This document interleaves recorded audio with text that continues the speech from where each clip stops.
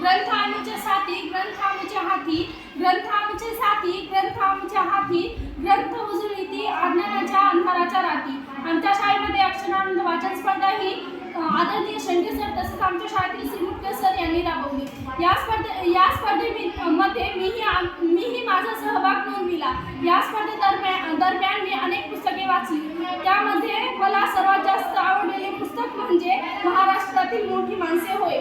या पुस्तकाचे लेखन अशोक सातपुते यांनी केले आहे. या पुस्तकामध्ये मला साने गुरुजी यांची कार्य खूप आवडली.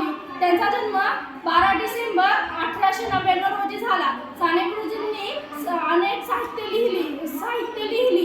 कादंबऱ्या, लेख, निबंध, काव्य, नाट्य, संवाद इत्यादी. त्यांचा अविरत चालत होती. त्यांच्या भाषेला एक प्रकारची धार होती, ओज होती. त्यांची साधीसुधी भाषा लोकांना आवडली. त्यांच्या मनात राजकीय व शैक्षणिक विषयांसंबंधी शैक्षणिक व विषयांसंबंधी त्यांची कार्य होती. धन्यवाद.